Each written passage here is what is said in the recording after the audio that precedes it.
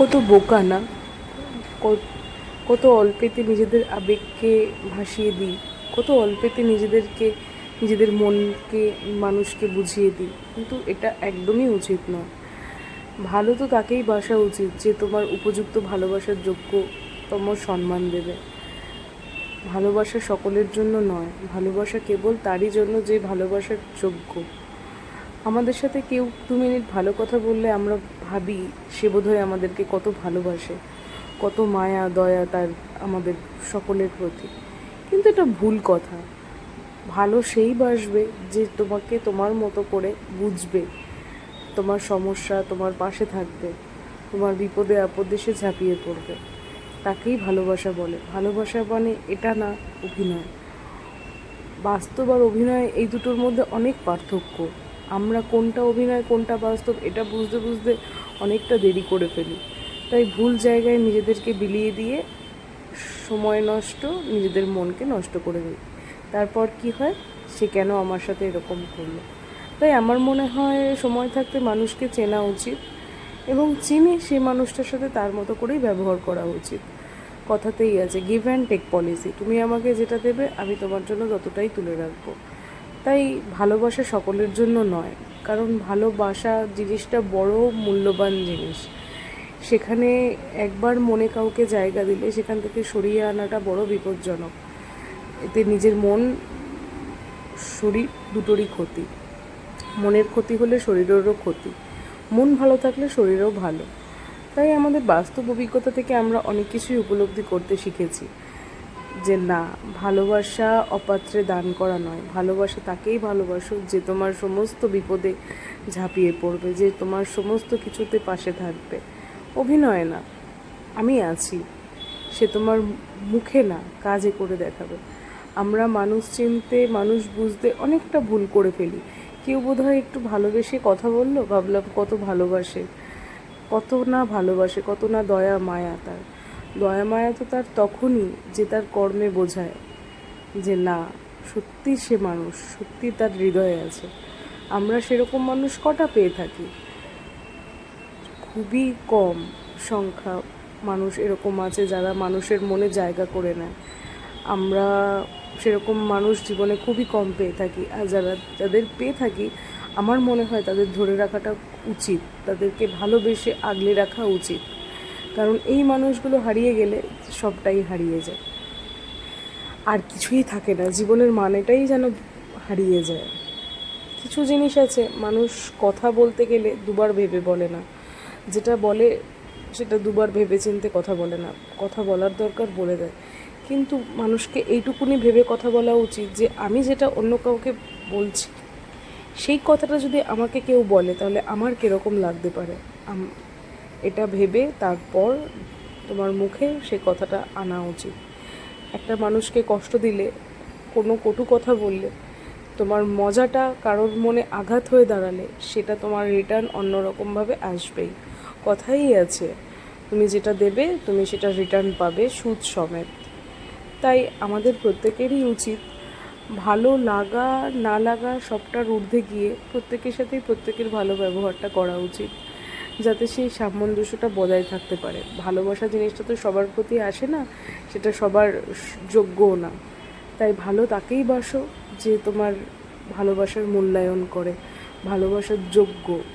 ভালো তাকে বেসো না যে তোমাদের কোনো কিছুতেই তার কোনো সহানুভূতি কোনো কিছুই থাকে না। ভালো তার জন্যই ভালোবাসা সবটুকু তুলে রাখো যে তোমার বিপদে আপদে তোমার প্রতি আন্তরিকতায় তার হৃদয় ভরা থাকে। এটা মানুষের চিনতে বুঝতে অনেকটা সময় লেগে যায়, তবে আমার মনে আমি এটাই ফিল করি প্রত্যেকটা মানুষেরই এরকম মানুষকে আমাদের জীবন থেকে হারিয়ে ফেলাটা উচিত নয়। তাদেরকে এত সুন্দরভাবেই আগলে রাখা উচিত যাতে তারা আমাদের জীবনে অনেকটা জায়গা জুড়ে থাকে।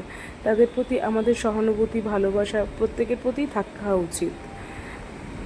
তাই আমি আমার জীবনের নানান রকম পরিস্থিতি ওঠা পড়া থেকে বুঝেছি কিছু মানুষ আছে যারা আমাদের হৃদয়ে বাস করে, যাদের জন্য আমরা অন্ধকার থেকে আলোটা দেখতে পেরেছি, যাদের জন্য আমরা পুরো পৃথিবীটাকে একটা সময় অন্ধকার মনে হতো, এখন তাদের জন্য মনে হয় যে আমার পৃথিবীটা রঙিন।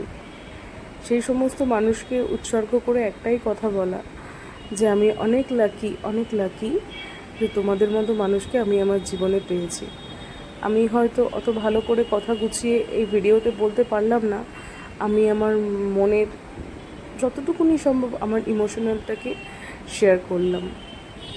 আমার একটাই কথা, প্রত্যেকের জীবনে যদি এরকম স্পেশাল কোনো মানুষ থেকে থাকে, তাদেরকে এতটাই যত্ন করো, এতটাই ভালোবাসো, তারা যেন তাদের হৃদয়ে কোনো দুঃখ, তাদের মনে কোনো দুঃখ বলে কোনো বস্তু না থাকে, তারা যেন সবটা জুড়ে আমাদের মনে বাস করে। তাই ভালোবাসা খুব দামি জিনিস, সেটা অপাত্রে দান করার বস্তু না। যখন তুমি বুঝে যাবে এই মানুষটা তোমার জন্য সঠিক নয়, তোমার সামনে একরকম, তোমার পেছনে একরকম, আমার মনে হয় সেই মানুষটার থেকে দূরে সরে যাওয়াটা বেটার। তাই সময়ের ওপর সবটা ছেড়ে দিয়ে তুমি তোমার কর্মে ব্যস্ত থাকো, তারা তাদের কর্মে ব্যস্ত থাকো। এবং আমি একটা জিনিস বিশ্বাস করি, মানুষের কর্মফল খুব সাংঘাতিক। আমরা যদি কোনো কারোর সাথে কোনো কিছু ভেবে থাকি অন্যায় করব, তো আমাদের জন্য সমস্ত কিছু রেডি করাই থাকবে। তাই মানুষের সাথে সেরকমভাবেই মেশো যাতে মজার ছলে তাকে আঘাত না করা হয়। কারণ তুমি আজকে যাকে আঘাত করছো সেই আঘাত তার তোমার জীবনে অন্যরকমভাবে রিটার্ন আসবে। তাই মানুষকে সম্মান না করতে না পারলেও অসম্মান করো না। মানুষের সম্পর্কে দুটো কটু কথা বলার আগে 10বার ভেবে তুমি বলো। কারণ তুমি যার সম্পর্কে বলছো, তোমার সম্পর্কে যে কেউ বলবে না তার তো কোনো গ্যারেন্টি নেই।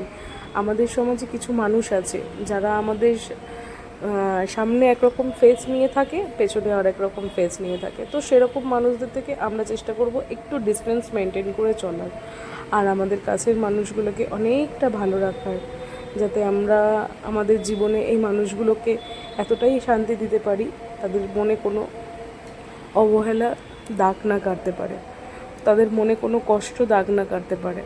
তাদেরকে আমরা এতটাই ভালো রাখতে চাই যাতে তারা সমস্ত রকম দিক থেকে আনন্দ খুঁজে নিতে পারে। তারা এটা মনে বিশ্বাস রাখতে পারে যে না, আমাদের নিজেদেরকে ভালো রাখাটা অত্যন্ত দরকার। আমরা নিজেরা ভালো থাকলে একটা পৃথিবীকে ভালো রাখতে পারবো, একটা সংসারকে ভালো রাখতে পারবো। আমাদের সুস্থ জীবনযাপনের জন্য, একটা সুস্থ হৃদয়ের জন্য, সুস্থ মানসিকতার জন্য আমাদের সুস্থ পরিবেশ দরকার। সুস্থ মানুষ, পারিপার্শ্বিক মানুষ, তাদের মানসিকতা, তাদের সমস্ত কিছু দরকার। তাহলেই গিয়ে না একটা সুস্থ সুন্দর পরিবেশ তৈরি হবে। নাহলে তো হিংসা, রাগারাগি, জেদ, কটু কথা, রেষারেষি, এর থেকে আমাকে আগে যেতে হবে, ওর থেকে আমাকে আগে যেতে হবে, নাহলে জীবন ব্যর্থ হয়ে যাবে। এভাবে জীবন চলে না। জীবন চালানোর জন্য তুমি তোমার মতো চলো, তারা তাদের মতো চলো। Thank you.